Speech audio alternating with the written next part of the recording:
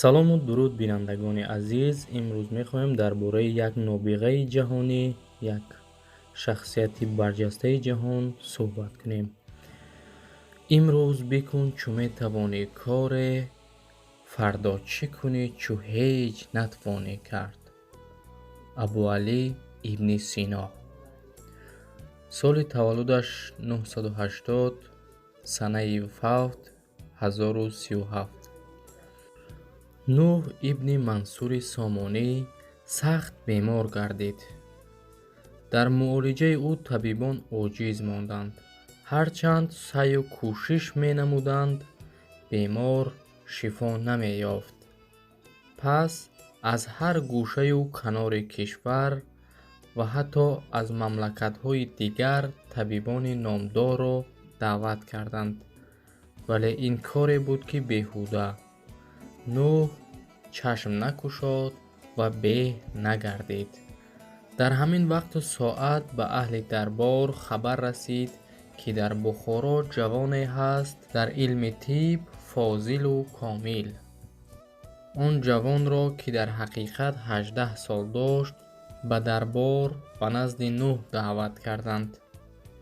Абуалӣ беморро дид, ташхис намуд ва ба табобат пардохт. бемор рӯз аз рӯз беҳ шудан мегирифт ва ба по хест. муддате нагузашту нӯҳ шифо ёфт. бардаму солим гашт. дар назди амир ва аҳли дарбор Абуалӣ соҳибиззату соҳибэҳтиром гардид. нӯҳ Абуалиро ба наздаш хонд ва бо камоли меҳрубонӣ ба ӯ гуфт: эй фарзанди арҷманд, дар ҳаққи мо хизмате кардӣ, маро аз марг наҷот додӣ. бигӯ, ба подоши ин хизматҳоят чӣ хизмате бароят кунам? лаълу гӯҳар мехоҳӣ ё ҷоҳу мансаб? ба ҳамааш сазовор ҳастӣ. Абуалӣ гуфт: амирам, аз он чизҳое ки ёд кардед, на инашро мехоҳаму на онашро. аз шумо ман як подоши дигареро орзу дорам. бисёр мехостам ба ман иҷозат диҳед, ки ба китобхонаи салтанатӣ по гузорам. шоҳ, вазирону дарборон ва аҳли дарбор ба гуфтори Абуалӣ моту ҳайрон шуданд. яке аз дарбориён ба Абуалӣ бо таассуф гуфт: эй ҷавон, бахтат омад карду ту онро пешпо задӣ. аз амири хайрандешу уламопарвар молу сарват, ҷоҳу мансаб талаб мекардӣ. беҳтар буд. ҳоло ҳам сари вақт аст. фардо пушаймон мешавӣ. Абуалӣ гуфт: ҳаргиз, аз ин инъоми шоҳона пушаймон нахоҳам шуд. дабири муҳтарам, шоҳ бароям дари ганҷинаи донишро кушод. ман аз он баҳра мегирам, ганҷҳо меофарам ва ин ганҷинаҳоро барои ворисонам мерос мегузорам. онҳо мисли молу сарват нест, намешаванд, балки ҷовидон мемонанд. амир нӯҳ ибни Мансур дар ҳузури аҳли дарбор хазинадорро даъват кард. ба ӯ амр намуд, ки калиди кохи хирадро ба Абуалӣ диҳад.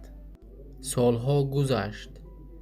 Сино асарҳои оламшумул офарид, ки онҳо барои ҳамагон, ҳаммиллатон ва аҳли башар тӯҳфаи арзандатар аз дуру гӯҳар ва зеру зевар ҳастанд. оре, аз рӯзгори ин марди хирадманд, ки ӯро шайхураис Абуалӣ ибни Сино мегӯянд, зиёда аз 1000 сол гузашт, вале имрӯз ҳам номи ӯ боиси ифтихори мардуми тоҷик аст. сино соли 980 дар деҳаи Рометани назди Бухоро ба дунё омада, соли 1037 дар шаҳри Ҳамадони Эрон вафот намудааст. модари ӯ Ситора дар қаламрави имрӯза Афғонистон зиндагӣ кардааст.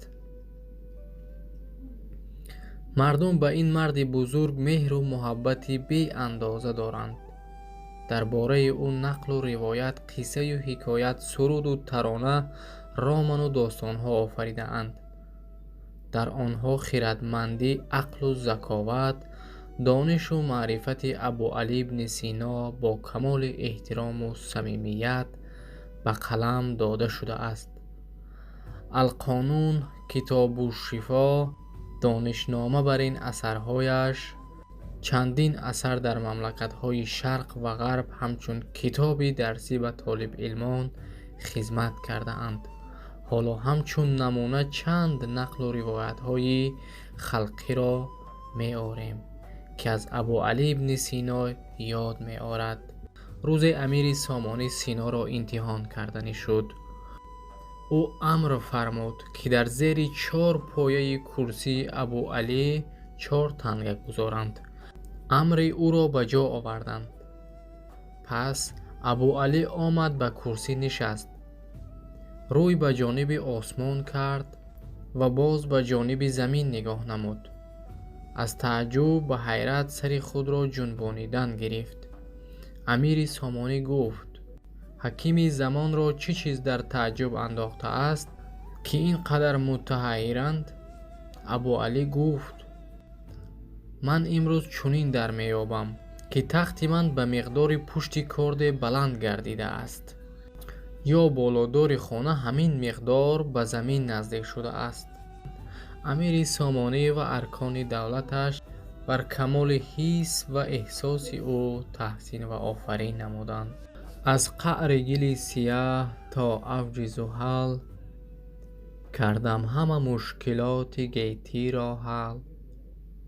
берун ҷастам зи банди ҳар макру ҳиял, ҳар банд кушода шуд магар банди аҷал. дӯстони азиз, замоне буд, ки Абу Али ибни Сино беморонро май менӯшонид ва баъдан ҷарроҳӣ менамуд.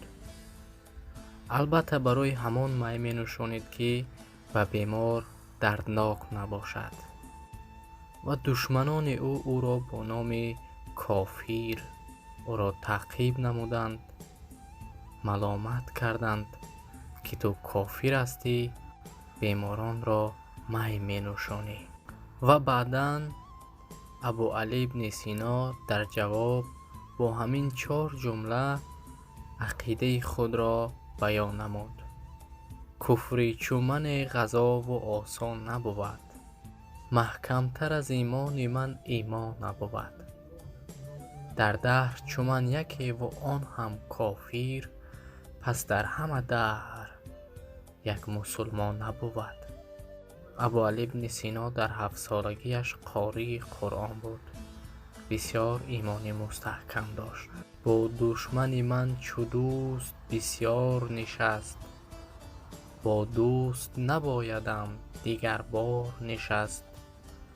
парҳез аз он шакар, ки бо заҳр омехт, бигрез аз он магаз, ки бо мор нишаст. хуб дӯстони азиз, ҳамин асарои ибни Синоро мехондед ва бисёр пай мебурдед, ки худи Синоро худи миллаташ бисёр озор додааст. ва баъд аз оне ки имрӯз мо ба қадри Сино расидем, аллакай садҳо миллату қавми дигар ба ӯ соҳиб шуданд. имрӯз туркҳо мегӯянд, ки ӯ турк буд. ҳатто арабҳо мегӯянд ӯ араб буд, гарчанде ки ӯ асарҳояшро бо забони форсию арабӣ навиштааст. аммо араб набуд, ӯ форс буд, тоҷик буд. падараш аз қаламрави Афғонистони имрӯза аст.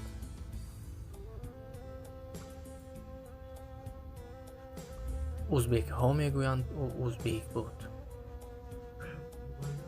аммо ягонтаашон далел надоранд ба ғайр аз тоҷикон. далеле ки мо дорем, дигар ягон қавму миллат надорад, номи модараш Ситора.